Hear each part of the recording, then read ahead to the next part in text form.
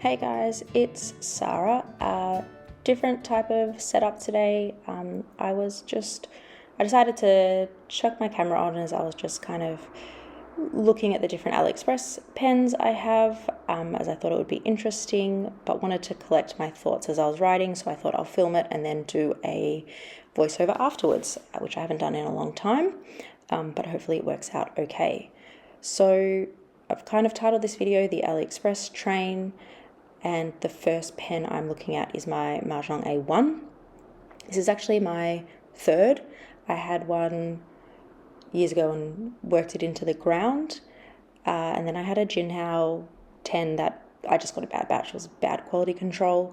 So then I got this one, but the nib that's in this is from my first ever Majohn. It's just been the best nib by far. So obviously, aesthetically, very much looking like the Pilot Vanishing Point, and I know the Jinhao has the two different ones, therefore the Vanishing Point and the Decimo. Retractable pen. It has a really satisfying click sound. I love this pen so much. With this nib specifically, I've never had dry out issues. I know some people put a little bit of silicone grease around that trapdoor to help as well. This is in the matte black striped.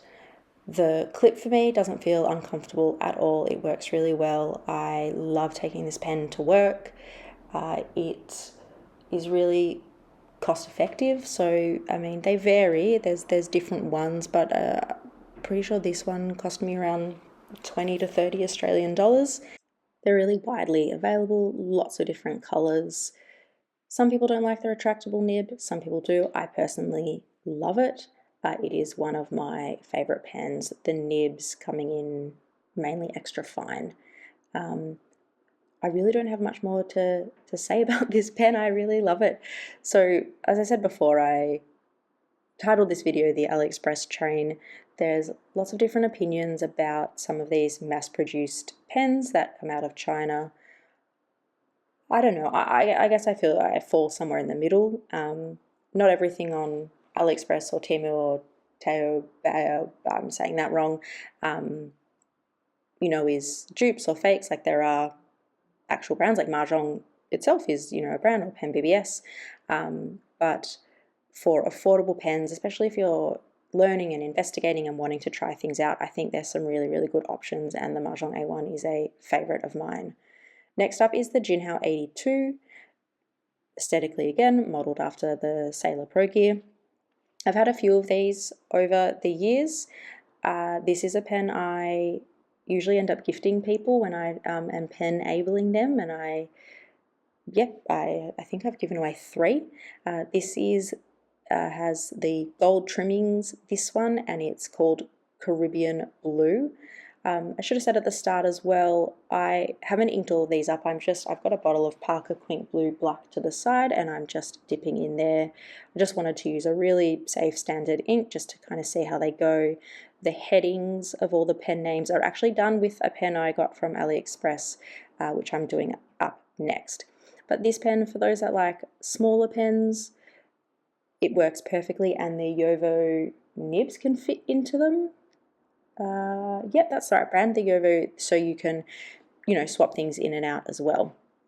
Thread cap, cartridge converter, mine's are fine. It's just a really good option for, I think, definitely if you're entering in, if you're wanting to explore something like shimmers, if you're wanting to explore, what does Simone call it, Franken penning, because you can put other pens in there, nibs, pardon me.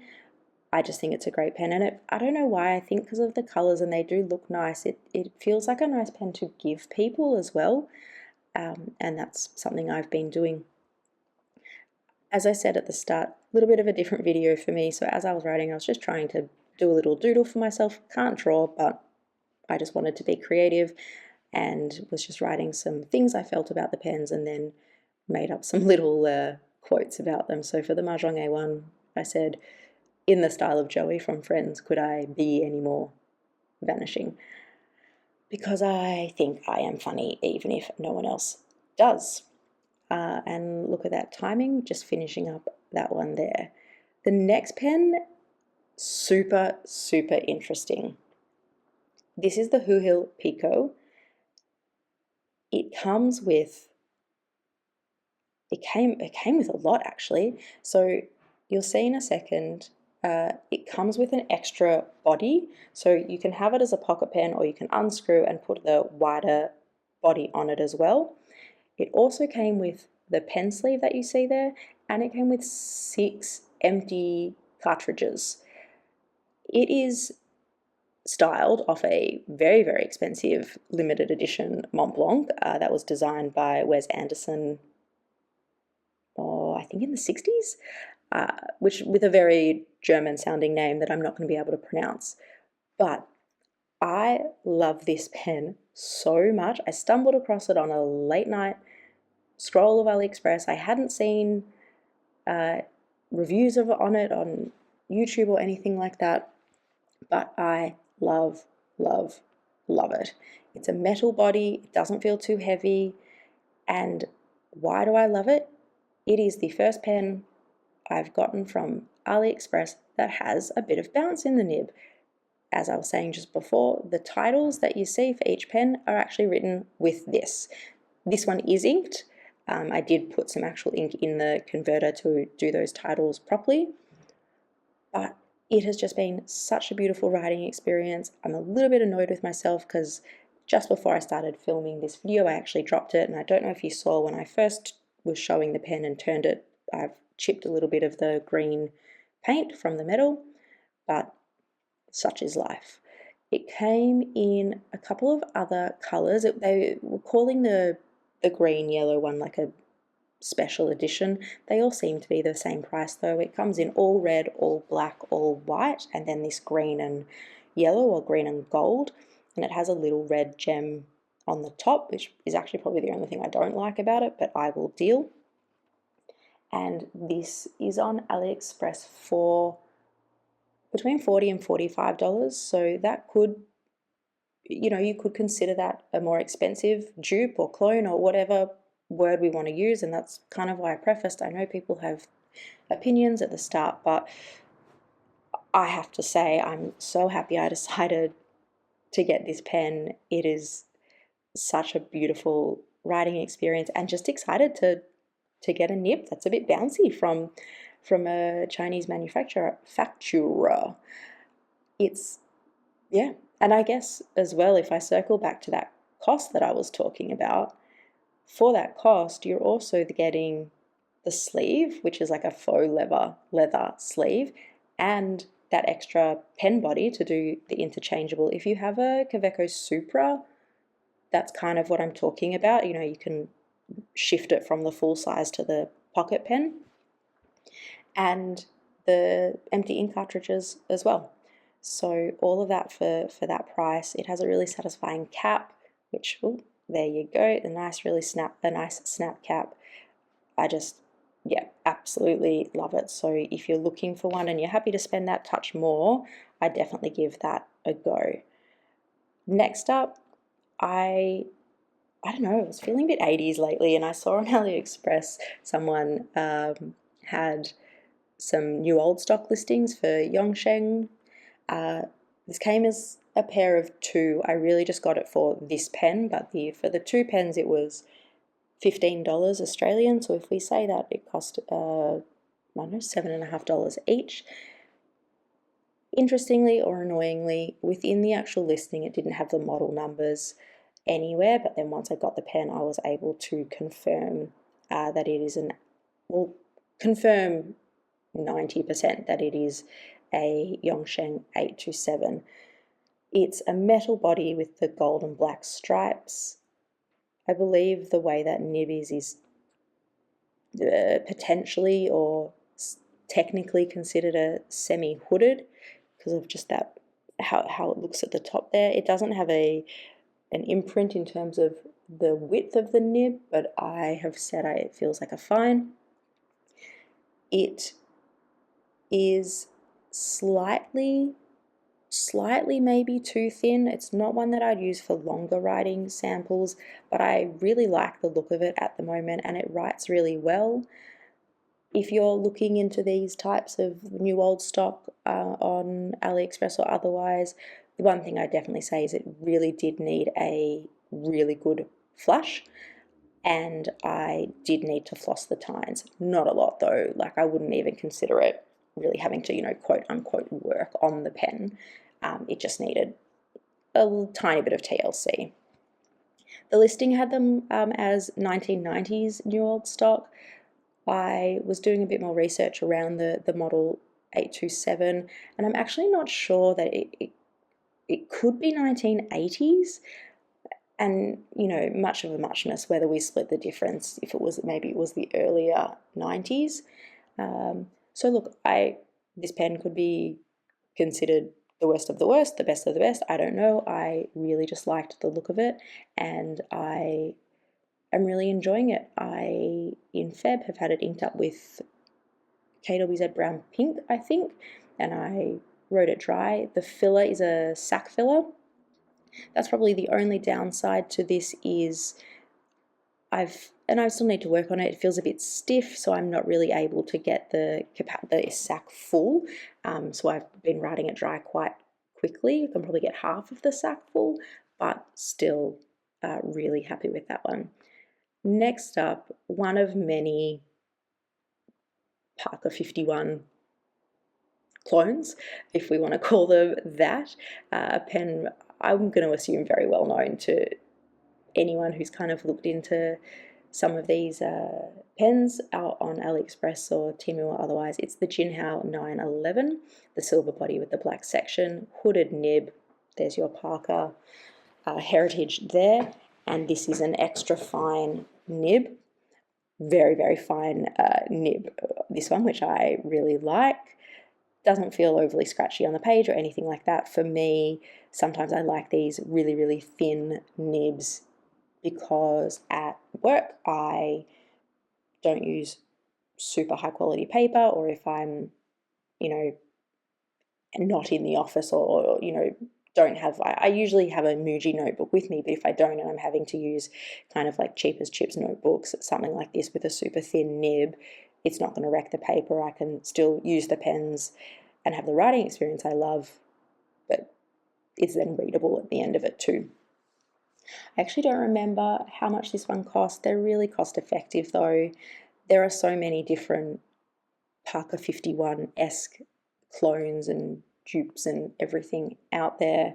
I've been doing this bit of like my self-imposed research project on different pen companies, and started learning about the Hero 100 project, the, you know, Shanghai Hero Pen Manufacturing Company, and the government set them this task. So stay tuned for that.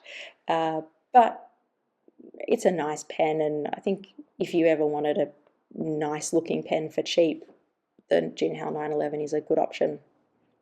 This one here is a Wingsung 601A.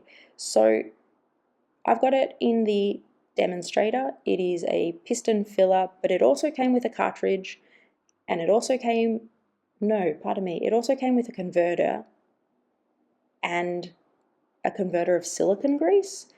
And looking at it, you can unscrew the piston mechanism, so you could actually have it as a cartridge converter, or eyedropper. There are two types, I guess, of 601s, and in the comments, if I'm getting this wrong, please let me know, but this is from what I can understand and what I've researched. There's the 601 and the 601A. The 601A, which is this guy here, the nib is supposed to mimic that of the Schaefer, Lady Schaefer, like the Triumph nib. I said Lady Schaefer because my Lady Schaefer has a Triumph nib. The Triumph nib, when you look at it on a proper one, it almost looks like you've dropped the pen, like it has a slight upturn. I'm pretty sure I've done a video on my Lady Schaefer before, but I'm happy to do another one. It's a really beautiful writing experience, a proper Triumph nib. It's really stiff, but so smooth. Do I think this nib feels the same as a vintage Schaefer Triumph nib? Absolutely not, but I really do enjoy this pen. The nib writes well. I haven't tried the 601 to see if there is a really big difference. I haven't done any comparison there. What I will say though is, pardon me, drier inks don't seem to love this nib. So I think about the ink that you're using. I just paused for a second and had a bit of water, a bit of a drink of water. See, even in a voiceover, I still mumble my words, and I'm not going to go back and edit it. The last thing I'll say about that pen, I don't know if you saw there, you can actually see a bit of the construction, or whether it's some silicone grease or whatever it was. There was like a purple ring. There's just some leftover oils or grease in there that I haven't been able to clean yet. So that, is something to consider. The quality control of some of these mass-produced pens is less. And I'm assuming it's purple because the first thing I put in it was a purple ink. It was Diamine Damson, actually, because I wanted to see what a dry ink looked like. Next up is the Hero 565. There are two Heroes that are super similar. The other one, I'm pretty sure it's a 329, but I could be getting that wrong. The 565 hooded nib, plastic body, it's got that little gold detail there, and it is thicker, like a wider body compared to the other quite popular Hero. I got mine in the green grey. I think it's technically called green, but it feels more like a grey green. And it is a fine nib, but a fine on the more medium side, if we're going to be really finicky here. But I have to say, love it. I really, really love this pen.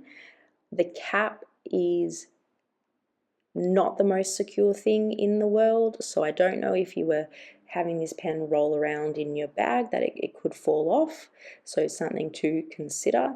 But I keep my pens in a little pen pouch or pen sleeve, so that hasn't been an issue, but it is something I've noticed when I am taking the pen out, that cap can come off just a touch too easily. I wasn't sure how the wider body would go, but I really enjoy this pen. I could have one in every color. I won't, but I could really enjoy it. And I guess similar to the Jinhao 911, this is another iteration where you can see this Parker hooded nib influence, I guess, if we want to call it that. I was reading some really interesting Reddit threads around the Hero 100 project, and some people from China were actually of Chinese heritage, I should say, were saying, they were speaking to their grandparents, and the Parkers were just considered incredible there. It wasn't, from what they were saying, it wasn't so much about stealing IP or anything like that. It was trying to meet something of this level, these Parker 51s in China, and there was some people talking about having grandparents in India. This was such a beautiful experience, and they wanted to be, it was just a bit interesting bit of history. So that was the Hero 100. Two more to go. This is the majohn Q2 in green marble. This is actually my second one. I had a demonstrator one and I left it inked for ages, didn't take care of it, and it actually got a bit rusty in the cap and I couldn't clean it. So I decided to let it go. This pen, there's the Q1 and the Q2. There's there's the wooden versions as well. So the price range for these can vary depending on which one you're kind of looking at, but it's all kind of within that 15 to 40. I think the wooden Q1s look to be the most expensive. I actually haven't tried a Q1, just the Q2. It's a pocket pen. I love pocket pens. They just make me happy in my soul. So I decided when I needed to get another one, because I wrecked, that was totally my fault. I wrecked that demonstrator. I went with the green marble, and it's got the gold trim there. It's an eyedropper pen. It does have the O-ring in there, which is always good. It's definitely not a pen that you would use unposted, even for me. Like, it's quite a small pen. I think I'm unscrewing it right now because this one actually came with a cartridge, I want to say. Oh, no, I am wrong. I'm showing the O-ring. See? Good job, Sarah. I actually have never tried even putting like a standard short international cartridge in there. But between this pen and the original demonstrator I had, I've never had issues with leaking at all, but just again something to be aware of. Last is the Hongdian C1, which is probably the newest AliExpress pen to me. Metal pen, hooded nib. I got mine in the green. Fantastic snap cap. This pen was just 1000% influenced from Doodlebud. Surely it needs no introduction. He is an incredible YouTuber and he does some great videos on a whole variety of pens, and he was talking about this one and a certain store on AliExpress that he gets things from, and I just absolutely loved the look of it.